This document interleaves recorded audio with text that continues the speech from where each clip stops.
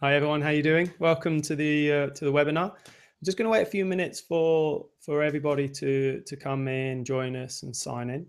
It's great to have you here. Had a good day's coaching this morning. Hope to see a few of you join me from this morning as well. John, you promised you were going to be here, so let's see if you're here. Good day's coaching this morning. Hope to see a few of you. Okay, so welcome everyone. Thank you again for joining in. It's great to have you here, and it's great to have you here live as well. It's the best way to interact with the session. It's the best way to get the most out of the session as well. Might want to find a pen and paper. There'll be a few questions, a few reflections that you might want to write down, or even take some notes as well. Just want to say thank you as well to John Cassidy-Rice from NLPcourses.com. Also partner in Mindset Successful Golfers, for using his studio and to use his facilities. So thank you very much. Cheers, John. Great. At the bottom underneath, you'll see if you got any questions, fill out your name, put in the email address, send the questions, and towards the end of the session, be looking to answer a few of your questions. Also, you might see a PDF at the bottom. Might see a PDF where you can click on. You can see the through the PDF and through the session, you'll be able to access some information and also have some information how to take the best out of today's session as well. So click on the PDF, something you can use afterwards. Okay, so why are we here?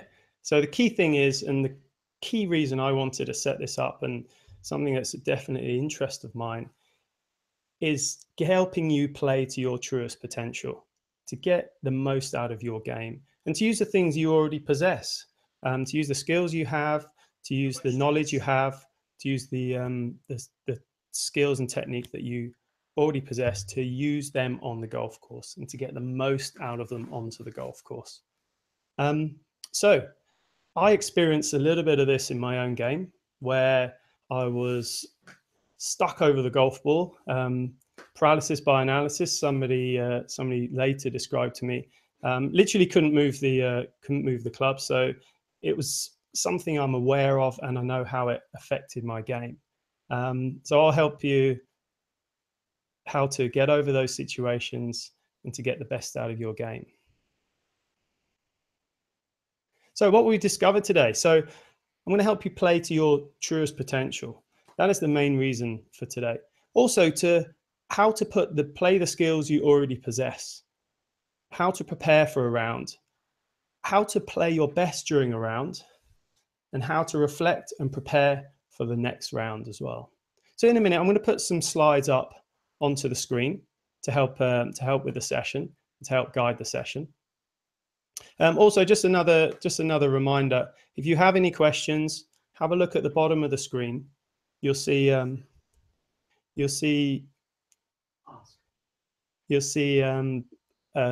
there's some information. Fill out the information and ask the questions. Sound's gone off. Yeah, so just check. So say, is sound there? Is sound good now, Martin?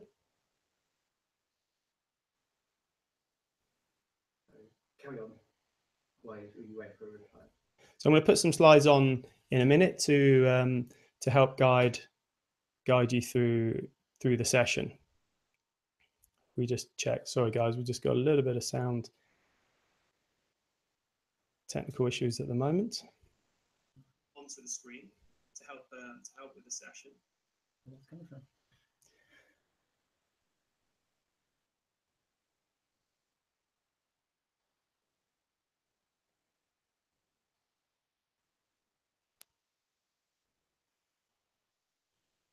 Okay, just carry on talking.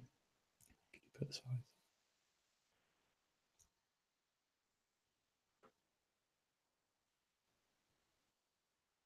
Nice to see you joining, Martin, as well.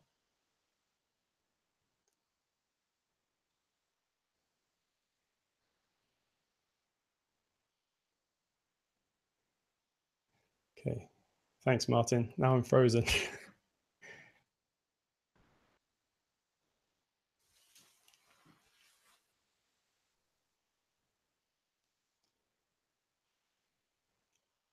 Oh, hi, Jacqueline. Okay, looks like sound's back, so I'm going to continue. So how to play to your truest potential, to put the skills in you already possess into play, and how to prepare for a round, to play your best during the round, and how to reflect and best prepare for the next round. So what we've got to think about are the key states for the body to have its ultimate performance and its top performance. So throughout the session, I'll be referring back to managing and maintaining and trying to link you into these key states for the best performance. So the first one, being able to manage your level of adrenaline. So adrenaline runs around the body, gets the heart rate going, gets you overexcited in situations, can definitely link to that flight and flight situation. So you need to manage and be aware of that. Maintain the levels of the feel-good hormones. So feel-good hormones are a lubricant of the mind and body. When we have them running around the body, we're able to think clearly, we're able to act clearly, we're able to make good and clean decisions. So definitely maintaining those levels is a positive thing. Reducing the levels of feel-bad hormones reduces the quality of the mind and body link. These are the spanner in the works. This is when cortisol being a good example of this. This is when the mind makes fuzzy decisions. You start to get down on yourself. You start to make indecisions. The body doesn't move as efficiently and as effectively as well. Balance goes out and sequencing goes out as well. So linked to the hormones is your emotion. Very important to be aware of your emotions and to act on them quickly before they escalate and become controlling.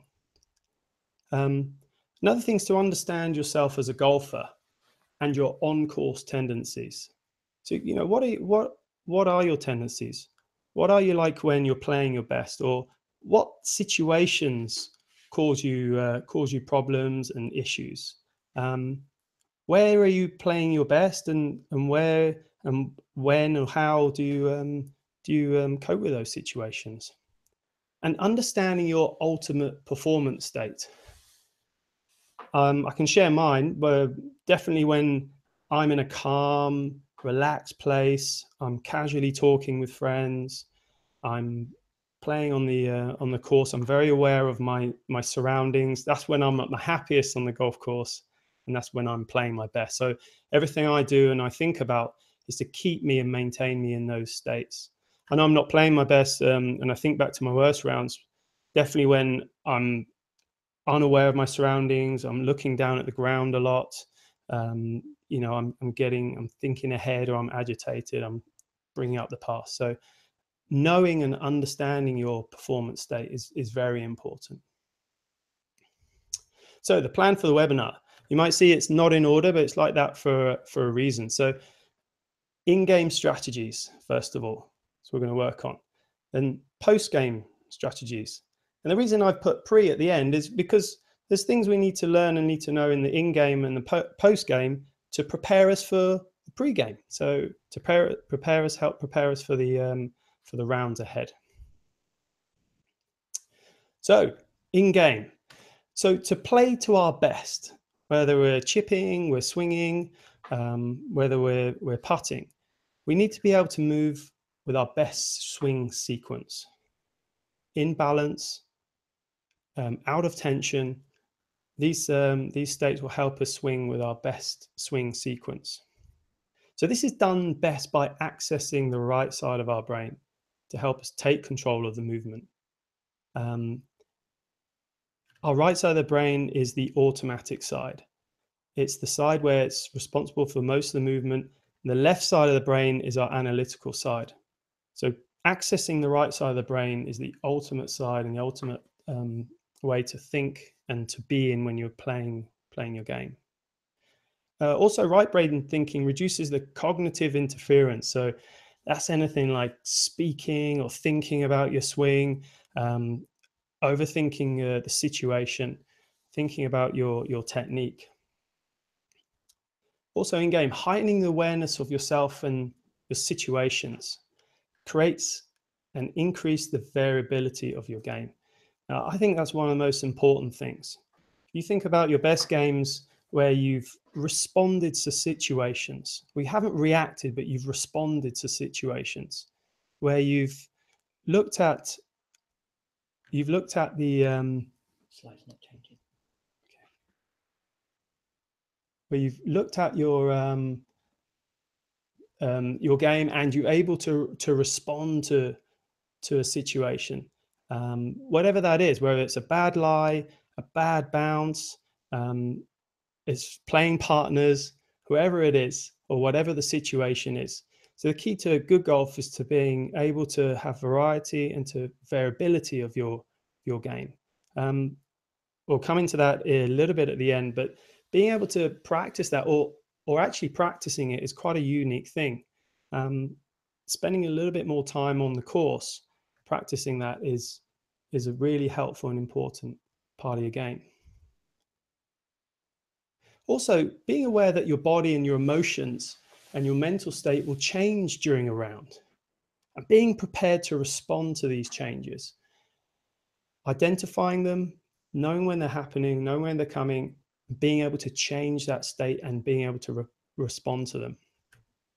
So I heard something the other day. It was really interesting. It was saying that not enough people are loving the game or learning to love the game. And I thought that was a brilliant thing. And what I used in my head there was when they were mentioning that is I thought of Sevi straight away. You know, how would Sevi deal with situations? He would definitely. He was a lover of the game and getting out of situations, probably to the point where if he was in a difficult situation, he'd probably want a whole group of people around him to show off and to show, look what I can do. Look how I can get out of this situation. So learning to love the game is really important.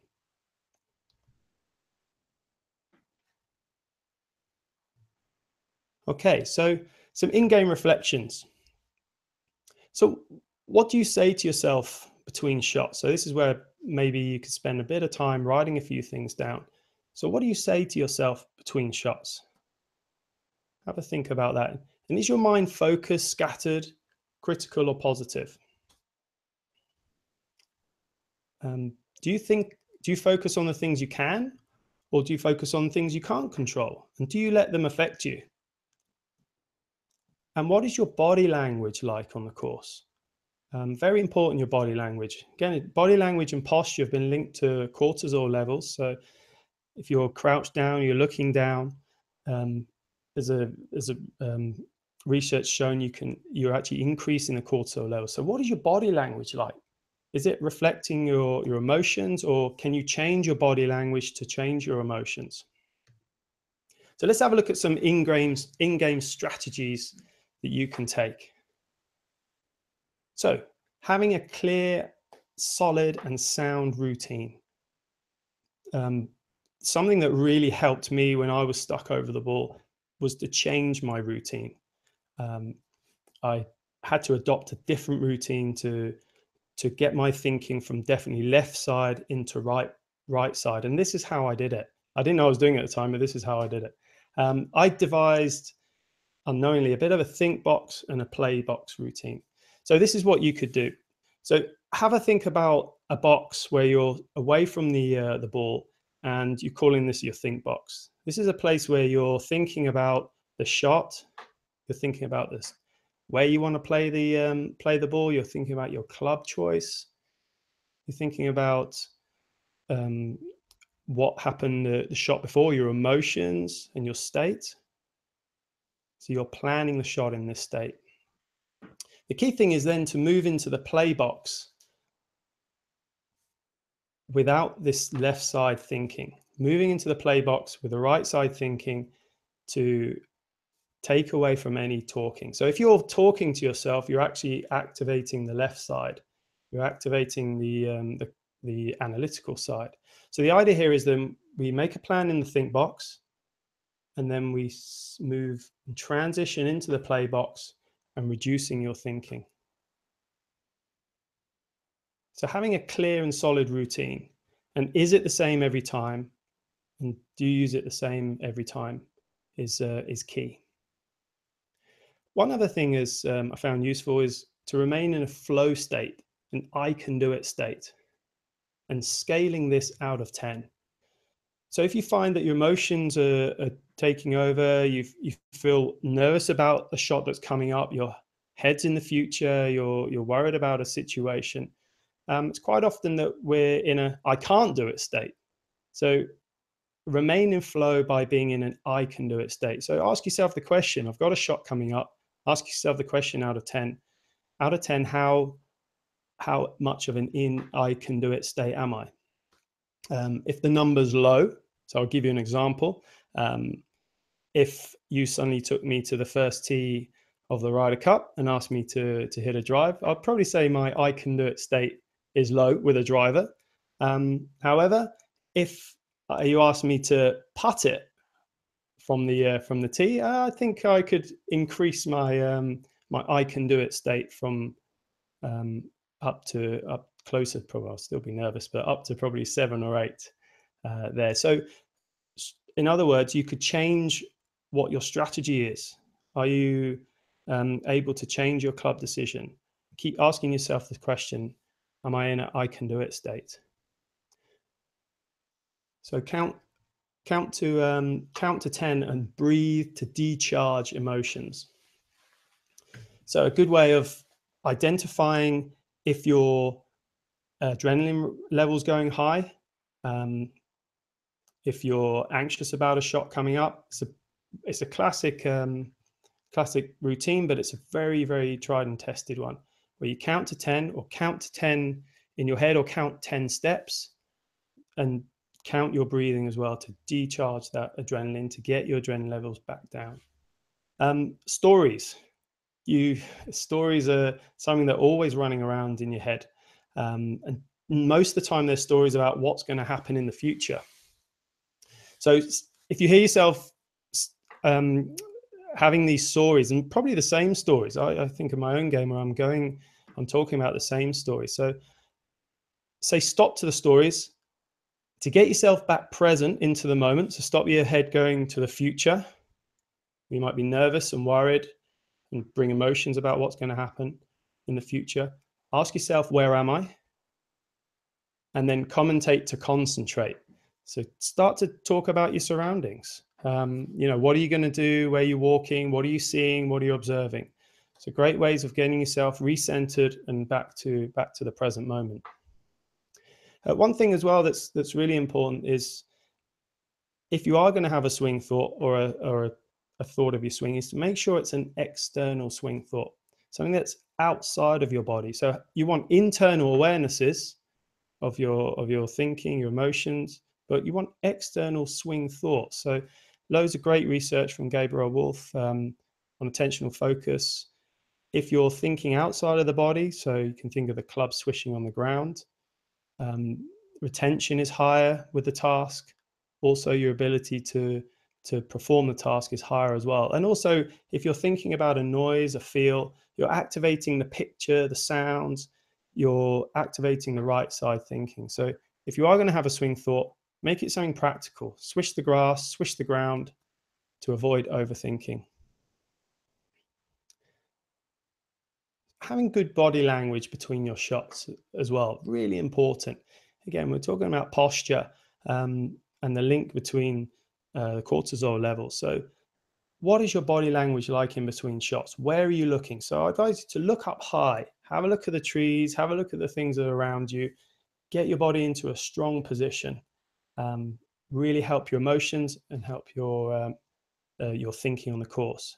And I think a really good strategy that I use and give to my pupils as well is to be your own caddy. Quite often if I'm on an on-course situation, I might ask my pupil, what would you tell yourself here?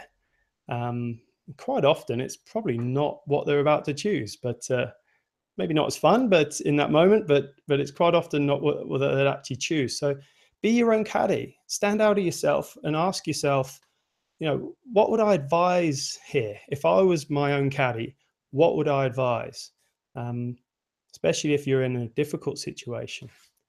So some good in-game strategies there and things hopefully you can go and apply.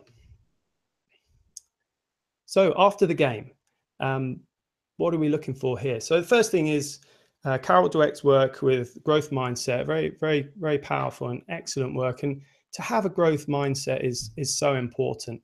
To look at the situation, to be objective with a situation. So only objective thinking and then positive thinking. Think about how you could learn from that situation, how you can explore next time, what you can put into practice. So have a growth mindset, have a mindset that isn't fixed. Fixed mindset would be where you believe you can't improve anymore, where you believe your skills are set and you believe that you can't progress. So have a growth mindset, learn from it, practice from it, so you can change your outcome next time. So creating a deliberate practice environment. So deliberate practice, what is that? So deliberate practice is basically practice where you're able to give yourself feedback. So we're looking for a practice where you're measuring what you're doing. You're using skills tests. You're picking targets. You're choosing different targets on the range. You're changing your club even to develop a deliberate practice environment. So ask yourself the question, are you practicing that way? Are you measuring what you're doing? Are you able to give yourself feedback? If it's not someone else giving you feedback, you can give yourself feedback, creating games and situations and on the golf course or on the range. Taking stats on your game to understand where the strengths and opportunities lie. Again, are you taking statistics? Do you know how many putts you take, or maybe even how far away they are most of the time? Do you know that your greens in regulation, where they are? Are you aware of your game on the course? So all these ideas are here to heighten your awareness of your game. Reflect on your round and create some stats. So on the court after the game, and I think something that's really important when we practice is to go and practice actually on the golf course and to explore your tendencies on the golf course and your strengths and weaknesses on the golf course. To actually play rounds on the course when you're not scoring and you're becoming aware of what you're doing and how you're doing it on the course. And be careful of your after game language.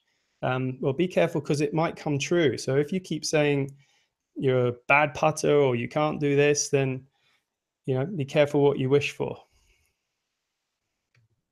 So after game reflections, what did I do well? You'll see on the PDF, you'll see at the bottom and at the end of the PDF, you have these questions to help you reflect on your round and to create those opportunities to learn. So where were my opportunities to learn? How will I practice these? What will I do? Whether you do it on your own or you get some help, some coaching from friends, from coaches. And what am I saying to others? What am I saying to others? And is that compounding what I'm thinking? So some after game strategies. So use external focuses to create pictures when you're practicing. Again, I think at any time you're moving the golf club, you should have your mind outside of the body if you're working on technique. So whether that's you're working on the swing plane or your release patterns or your impact, whatever it is, using external focuses. So you're not talking or giving yourself a list of instructions inside of the body. It's a very important way of creating pictures. And we know we want to create pictures, we want to create sensations, we want to start accessing the right side of the brain. A lot of the movements we have as well are actually bigger general genetic, sorry, not genetic, but general motor patterns. So we might have a bigger motor pattern for throwing. We can tap into that if we're trying to work on the golf swing. Also, if we're playing another sport, we can link it to another sport. So a lot of the time, it's not actually learning the movement, it's actually drawing it out and accessing those. So when you're practicing, use external focuses, whether it's hitting the ground, think of a swing playing as a hoop, or think of it as relating to I often say the London Eye on an angle. So using your pictures and external focuses. Ask reflective questions. You've got that on the PDF. So what did I do well? What didn't I do well? What would I do next time? Play more on the course. So you could play a different hole, experiencing and exploring different ways and ideal states your body in. So why don't you try and play one hole as fast as you can? You could play one hole really slowly. You could play one hole after doing 10 jumps. So you're raising your adrenaline levels. So these are ways of finding out your on-course tendencies, but also it's a way of practicing when you're in that situation, when you're in the situation of having a high adrenaline. So you're actually able to practice under those conditions. Be quite funny to see some of you doing that around the course. I think it'd be excellent to see that. So look forward to seeing that. So create measured practice games and skills challenges to access the right side of the brain and to heighten and to be aware of your states, your optimum states. One thing at the bottom there, I put practice with a process scorecard. And I think the process scorecard is a brilliant way of letting go of outcome, focusing on the process, obviously. And the process could be you find that you're playing your best when you've got an external focus of brushing the ground. So you can rate yourself after each shot. So instead of writing down your score, you're rating yourself after each shot. How well did I focus to my process? So you can honestly rate yourself, let's say out of 5 or 10, how well you committed to the process. And what that means is you won't think about anything else apart from the process. You could have a process goal of not thinking about anything, where you've got a clear mind in your play box. Again, work in your think box, plan your shot, go into your play box. After the shot, write down out of 10, how well did you commit to the process? How well did you commit to your process of not thinking? Score yourself out of 10. And it's a great way of becoming aware and to work on your process. And as we know, and watching the cycling and in the Olympics, Chris Hoy was talking about it all the time. Work on the process, the outcome takes care of itself.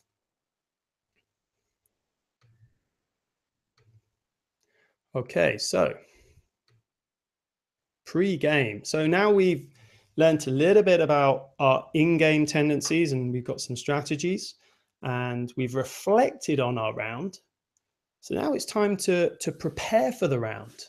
So the first thing is to actually prepare for the round. Or do you prepare for the round? That's the question.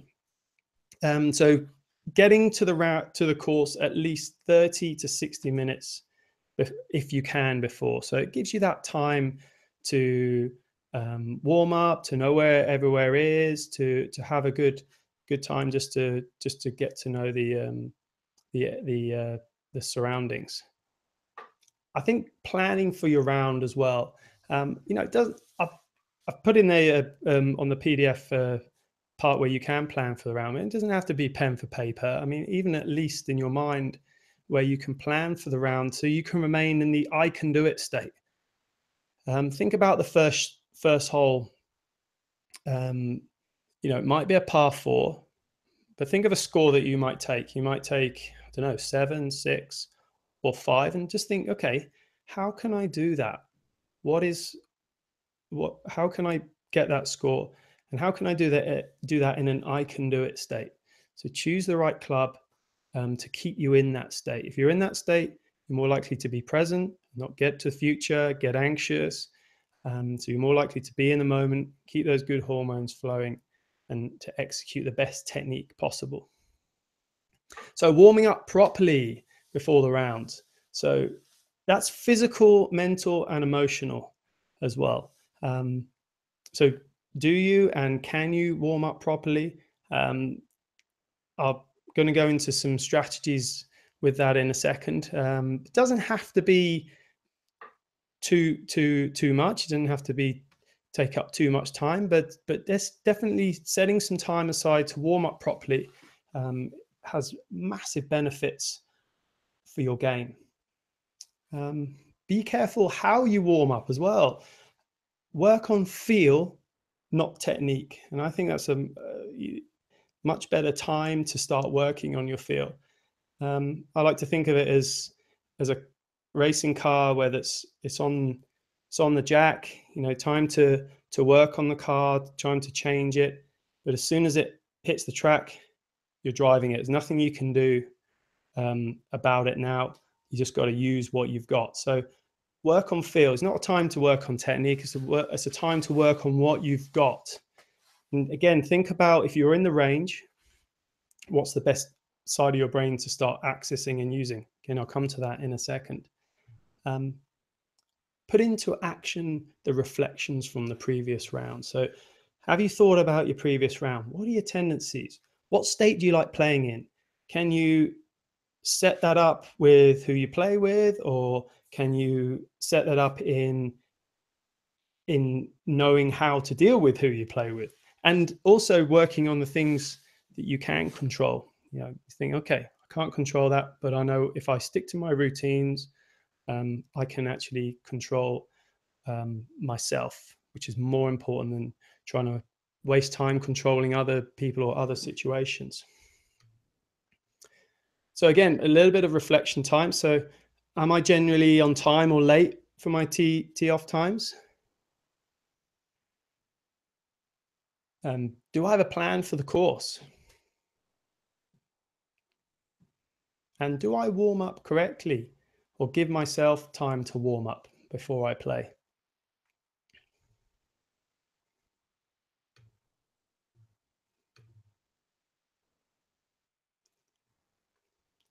Okay, so pre-game strategies. So I think a really great exercise is to write down a list of the things you can and can't control and the things you can influence as well. And you can use previous rounds to help you with this list. But write down a list of the things you can control, you can't control, and things you can influence. Where ball flight is probably one thing that's in the middle. I'll give you an example. You can influence it. You can't necessarily control it. So I think if you believe you can control it, it definitely will. You'll start focusing in the wrong area.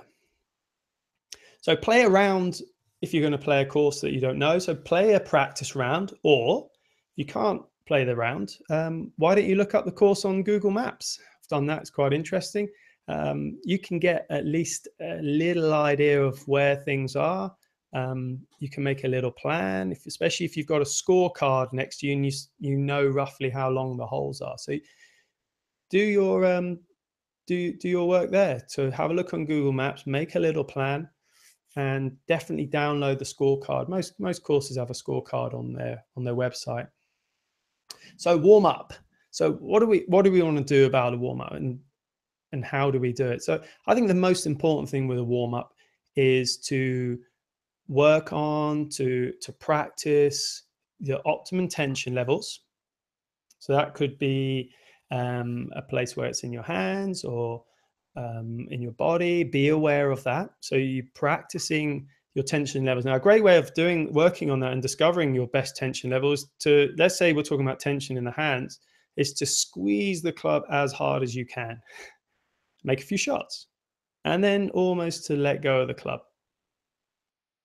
And then find somewhere in between. So you're discovering your optimum tension levels. Like I said, that can be in your hands, it can be in your body, arms, wherever you notice you find most tension. And working on your balance. How about making some shots with your feet together? Why don't you play some shots on one leg? Why don't you swing fast and then slow to work on your balance? Again, get a sense what you're trying to do there. You're trying to get a sense of your optimum playing state with your body and your optimum playing tension levels and balance. Get a sense for that. Label it. Why don't you call it 60%? Doesn't matter what it is really, but if you can hold on to something and something you can remind yourself and be aware of, you might find yourself on the course. I'm getting quick. Shots are getting out of position. Right, 60%. Practice that in your think box. Get a sense of it. Take it into your play box. So if you've got good balance and good tension levels, that's when good sequencing comes out of your golf swing. A lot of tension, out of balance, sequencing struggles. So feet together, swing fast, swing slow, swing one-legged, swing with right arm only, left arm, anything you can do to get the body active, wake the body up, to tune in to your best tension state and your automatic states. I think that's a much better way of warming up than standing on the range, thinking about technique, where you're accessing your especially if you're talking to yourself, left side of your brain. So we want to quieten that down and just go and play and use what you've got for the day. A good one is a pre-game strategy is to use the magic scorecard. Visualize your best round, maybe take a couple of shots off and write it down. Take the scorecard, write down your score. You can even sign it, date it, play it like, write it like it's actually happened, but with a bit of strategy in there as well. So if the first is a par 5, but you take a 6, take a 6. See if you can find scores in other places in the golf course. So write down your score, write down your best score, take a couple of shots off, sign it, date it, act as if it's already happened. Link it to a little bit of a plan as well. Another good idea is to actually cross out the holes scores on every hole. So get a scorecard, black felt tip pen, cross out the pars. So you're not playing to their pars, you're playing to your own pars, and all you can see is the length of the hole. Try and ignore the markers that are on the tee as well. You're just seeing a length, and you've got to be creative and take what's in front of you. If it looks dangerous, then play the right strategy, play in position, take a 5. So cross out the scores, the whole scores. So you're making your own par up basically. Focus on variability and not consistency. So what I mean by that is you want to be able to, in your pre-game, you want to be able to picture rounds where you've got to start being creative in situations or taking the best option, chipping out sideways, not aiming to have a perfect ball flight every single shot, which we know it's not a game of perfect. It's definitely something where we've got to get ready for situations that might just come out of nowhere. But if you can deal with them, you can handle them quickly, nip them in the bud. That's when you can get back on track and limit the damage. Also, I heard something really good is to be the best player in the world on that day for your handicap. So whatever your handicap is, let's say 16, aim to be the best 16 handicapper in the world. And have a little think about what that might mean to you. So have a little think about what that might mean and how you can play to the best 16 handicapper in the world.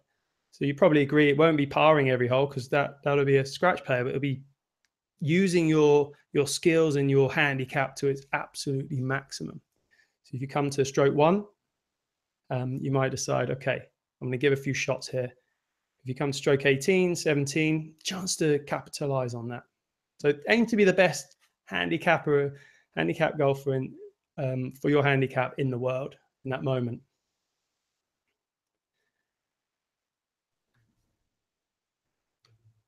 Okay, well, just like to say thank you again for joining us here.